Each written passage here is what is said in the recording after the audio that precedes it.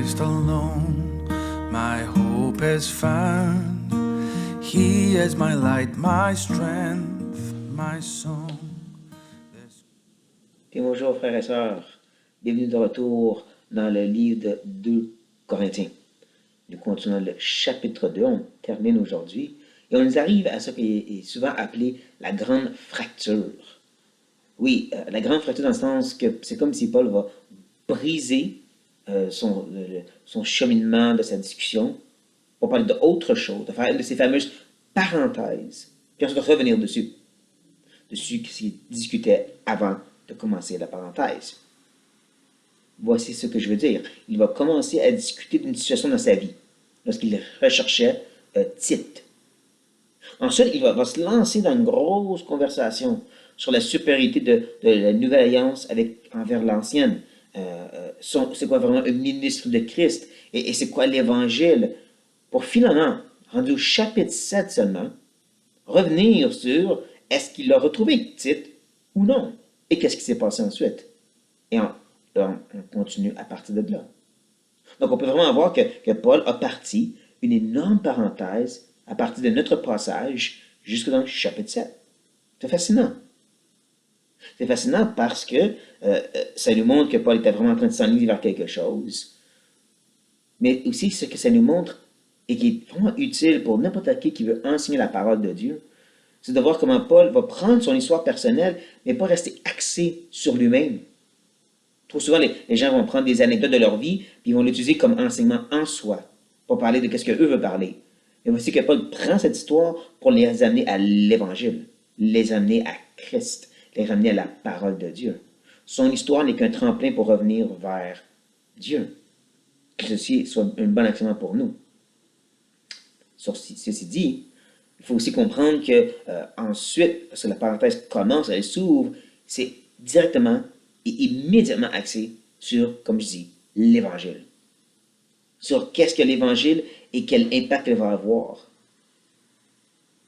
Donc, nous commençons avec ces petites histoires et la recherche de Tite, avec les versets 12 et 13, pour commencer.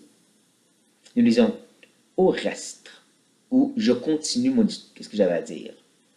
Lorsque je fus arrivé à Troas pour l'évangile de Christ, quoique le Seigneur m'ait ouvert une porte, je n'eus pas de repos d'esprit, parce que je ne trouvais pas Tite, mon frère. C'est pourquoi, ayant pris congé d'eux, je partis pour la Macédoine. Beaucoup de choses à voir ici.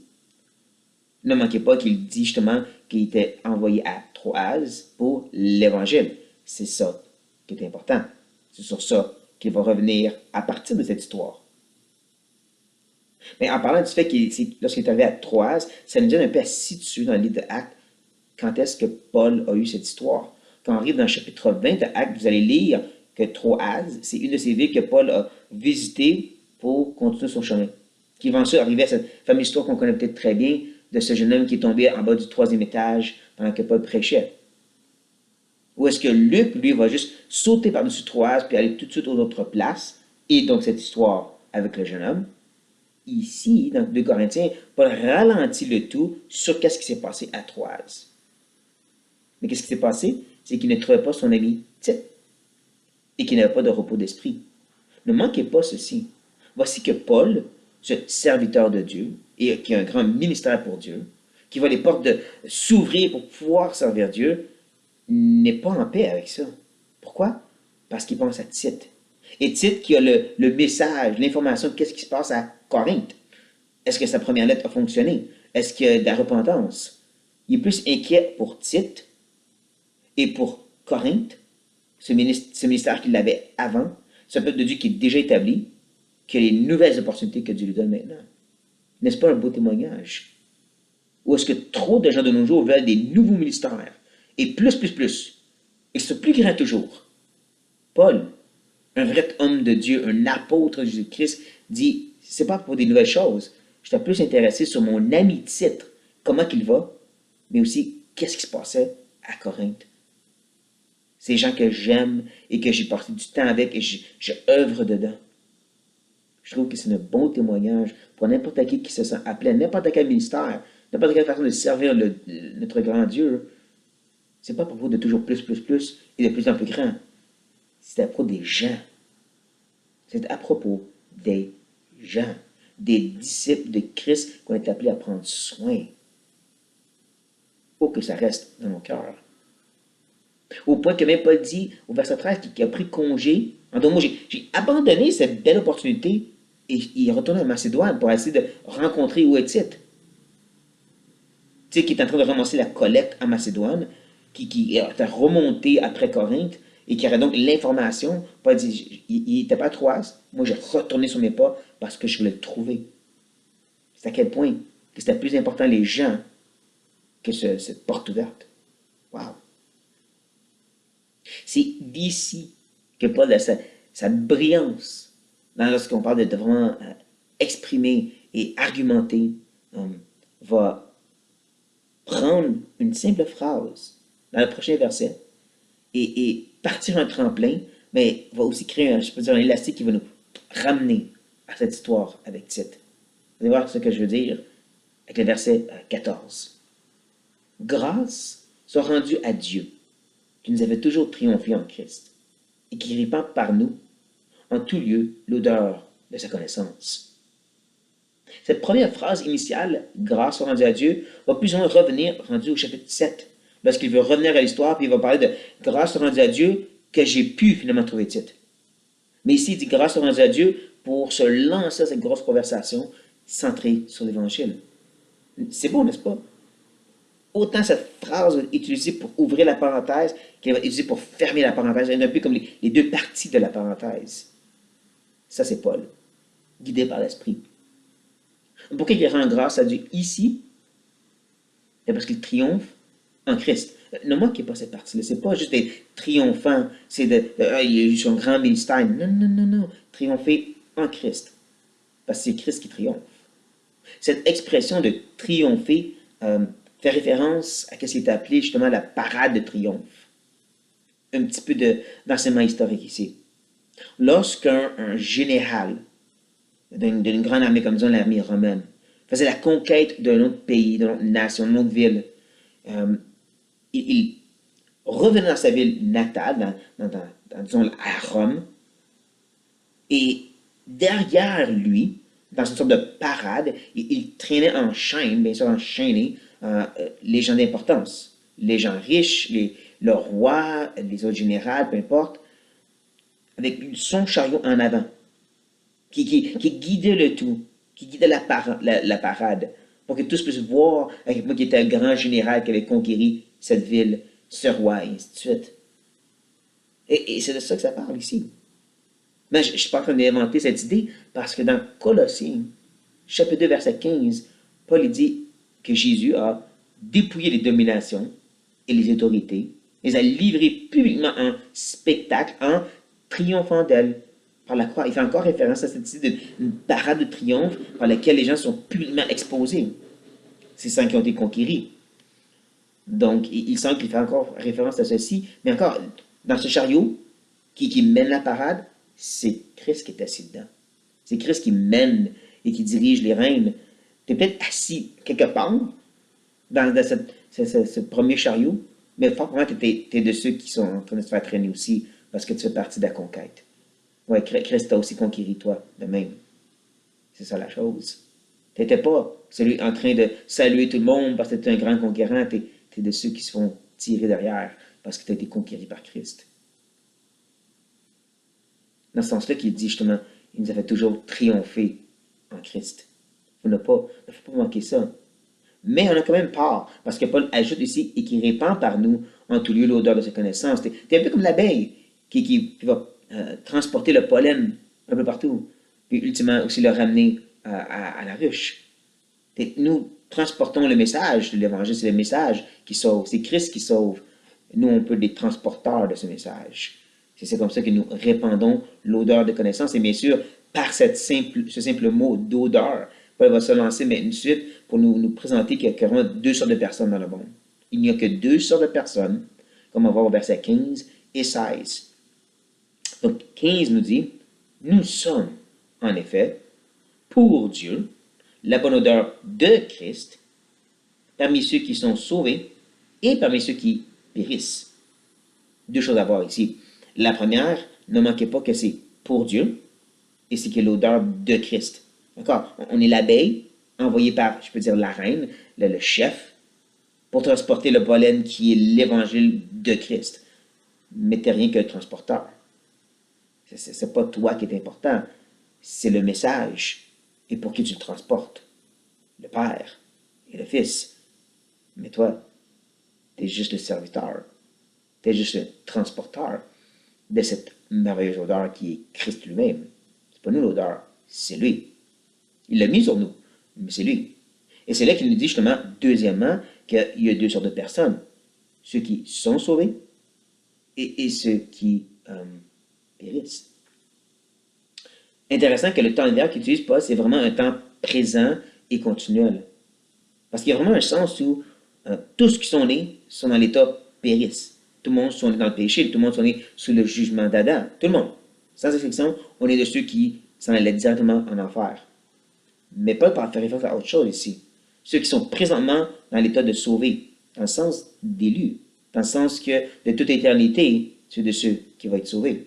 Peu importe comment vous voulez comprendre l'élection, c'est quand même une réalité biblique. Pour Dieu, tu es un sauvé perpétuel. Même si pour toi tu vas le devenir, tu l'es. Mais il y a aussi de ceux qui périssent et qui vont continuer à périr, qui sont en route et qui vont aller jusqu'au bout de ce chemin de périr, qui parle vraiment de rejet éternel. Et là, il va continuer à élaborer sur ces deux sortes de personnes avec le verset 16, il disant, aux uns, une odeur de mort, donnant la mort. Aux autres, une odeur de vie, donnant la vie. Et qui est suffisant pour ces choses? Vous voyez, c'est vraiment catégorique. Tu as ceux qui reçoivent le message et qui reçoivent la vie, et ceux qui le rejettent et qui reçoivent la mort.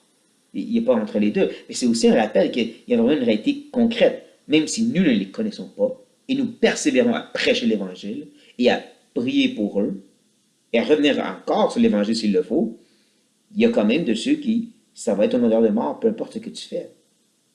Ils sont de ceux qui périssent et qui vont continuer à périr. Et il n'y a rien qui va être fait pour changer ça. Et il y a de ceux, justement, ça va être l'odeur de vie et qui vont être sauvés. Puis encore, il y a un sens où il n'y a rien que toi tu peux faire pour accomplir ça, à part donner l'Évangile. À part transporter cette odeur et laisser l'odeur faire son effet. Tu amènes le pollen, tu laisses le pollen faire son effet. Certains vont mourir, certains vont vivre. Toi, tu le transportes. Et c'est là qu'il dit seulement cette phrase un peu énigmatique, un peu difficile, et qui est suffisant pour ces choses. Qu'est-ce qu'il veut dire? Mais il y a deux possibilités ici. Que quand Paul dit qu'il est suffisant pour ces choses, il veut dire qui peut comprendre ces choses. Qui peut comprendre l'Évangile. Mais ça rend l'encontre du fait qu'il est en train de dire qu'il y a vraiment catégoriquement de ceux qui vont le recevoir, puis ceux qui vont rejeter. C'est clair pour Dieu qui sont ceux-là. Et de l'autre côté, c'est de deviner c'est qui ceux-là, qui sont les élus et qui ne le sont pas. Donc, ça ne va pas être la question que Paul pose. Deuxième possibilité, qui est suffisant pour accomplir ces choses, en deux mots, pour proclamer le vrai évangile. Ceci ferait du sens parce qu'ensuite, il s'enligne et dit au verset 17, « Car nous ne falsifions point la parole de Dieu, comme font plusieurs. Mais c'est avec sincérité, mais c'est de la part de Dieu que nous parlons en Christ devant Dieu. » Donc, cette question que Paul pose à la fin, qui est suffisant pour prêcher le vrai évangile, l'amènerait à dire, ben, nous on croit qu'on le fait, mais on reconnaît qu'il y en a qui ne le font pas. Et c'est pour ça que j'ai posé cette question rhétorique. Pour vous amener à réfléchir qu'il y a certains parmi vous qui ne le font pas. De ce côté, on va dire justement, nous on n'est pas de ceux qui falsifient la parole. Que nous, sincèrement, on reconnaît qu'on cherche à prêcher cet évangile pur, centré sur Christ. C'est ça. C'est l'évangile qui dit Christ est mort pour tes péchés. C'est l'évangile qui dit c'est parce que tu es un pécheur. Tu es sous un jugement. Tu es une bonne personne que Dieu va accepter tel que tu es. Tu es digne d'un jugement. Point. Un message qui n'est pas plaisant à entendre. Encore moins quand tu dis que Christ est exclusivement la seule façon pour se rendre à Dieu. Il est la seule porte, le seul chemin. Sa justice seule peut te rendre agréable devant le Père. Pas un message populaire. Il n'a pas dit de toute sincérité, je ne falsifie pas, je ne dilue pas, je ne change pas ce message. Et là, c'est là qu'il dit justement, comme font plusieurs. Et ce qui est intéressant, c'est que dans le grec, il y a vraiment un petit les, comme les plusieurs, comme ceux-là. C'est une lettre, mais si vous voulez imaginer que Paul est à Corinthe présentement, il est en train de prêcher ce message, puis c'est là qu'il va dire justement subtilement, peut-être un petit coup de tête ou un petit coup de pouce, comme certains le font, pointant dans la direction des faux enseignants, de ces judaïsants, des gens qui disent, oui, oui, Jésus, mais il faut aussi la loi. Tu dois avoir des bonnes œuvres pour que Dieu t'accepte. Tu dois être circoncis surtout pour qu'elle aille au ciel. C'est pour ça que Paul dit, on n'est pas de ceux qui falsifient, tu sais, comme certains le font.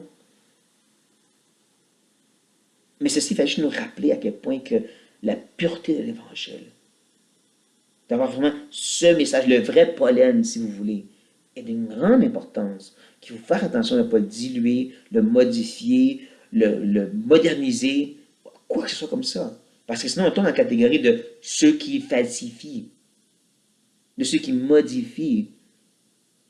Non, le message en soi va faire l'œuvre, tout en reconnaissant qu'il y en a que ça va être une odeur de mort. C'est triste. On ne les connaît pas. On continue à proclamer jusqu'à autant qu'ils l'écoutent. On continue à prier pour eux autant qu'on l'a à cœur, qu'on est appelé à persévérer. Mais ultimement, on va reconnaître qu'il y a de ceux qui vont périr, que le message est une odeur de mort. Mais on ne change jamais le message en soi. Et ceci reste avec nous, aux frères et sœurs. Et sur ça, prions. Oui, Père éternel, tu nous as donné le message par excellence. C'est la vérité. Où est-ce que tu t'es incarné en Jésus-Christ, tu es venu sur la terre. Tu as accompli la loi parfaitement. Et ensuite, tu as pris le jugement que nous méritions. Ça, c'est le message de la croix. C'est que de nous-mêmes, jamais on arrive à ce standard. Jamais on est obéissant, jamais on mérite la vie éternelle. Mais Christ a tout payé. Christ a tout accompli. Il est mort pour nos péchés. Et nous avions besoin de ce sacrifice parfait pour couvrir notre souillure. Tu es un Dieu saint.